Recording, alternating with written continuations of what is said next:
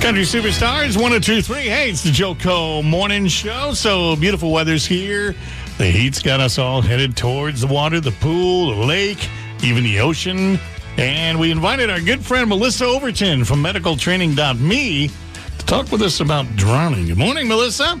Good morning, Mike and Carly. You're right, it's getting hot out there. With water activities on the rise, we're also beginning to hear of several drowning cases in our area. And Melissa, sadly, we do keep seeing all these drowning reports on the news, and it seems like almost all the time it's young people. Is there a reason for this? Yeah, actually, the truth is that preschool-age children, 1 to 5 years old, are actually the highest risk to drown. Their ball falls in the water, and they think, if I can just get this far, then I can get my ball. Sadly, they can't see that it's a huge body of deep water. You know, Melissa, it also feels like we are seeing quite a few young adults drowning. Is this turning out to be a trend?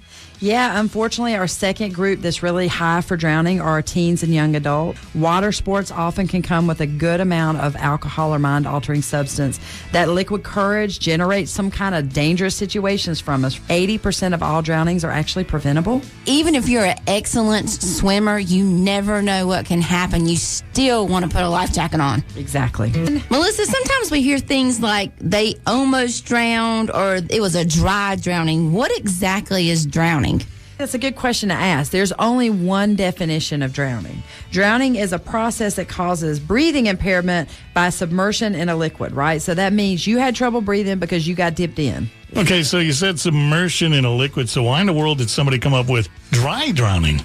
Dry drowning is actually an old term because what can happen sometimes, think about it, somebody can take on a bunch of water and then afterwards they're coughing and they're sputtering, but they're doing okay. But then all of a sudden they get into really serious trouble because oxygen is no longer moving through their lungs. That's what dry drowning is. So it's getting warmer and we're heading for the water. What are some things we can do to prevent drowning? The most important thing that we can do is respect the risk that's involved in water sports. Remember to watch those little ones who seem to be like ninjas sneaking out of our sight. We need to remember to be mindful about our liquid courage bearing mind-altering substances that can set us up for some dangerous situations. Most ER visits began with somebody saying, "Hey, y'all, hold my beer and watch this." Yeah. Been there before. And if it looks like someone is drowning, what should you do? Sometimes we think that drowning is people splashing around and making a lot of noise. And the truth is, in a true drowning experience, the person is using their hands underwater to push through. So you're not seeing a way for help. Have someone call 911 and start CPR. You starting CPR makes the difference in life or death. Find the center of the chest about in mid-nipple line or where they're supposed to be and start to push hard and fast.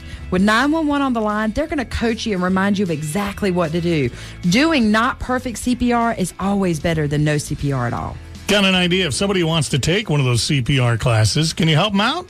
Absolutely, Mike. We're offering CPR classes. We call them BLS at medicaltraining.me weekly. Check out our site, medicaltraining.me, or give us a call to set up a class for yourself or a group soon. I've taken a couple of CPR lessons and gotten certified. It is worth the time. Thanks a lot, Melissa Overton from medicaltraining.me.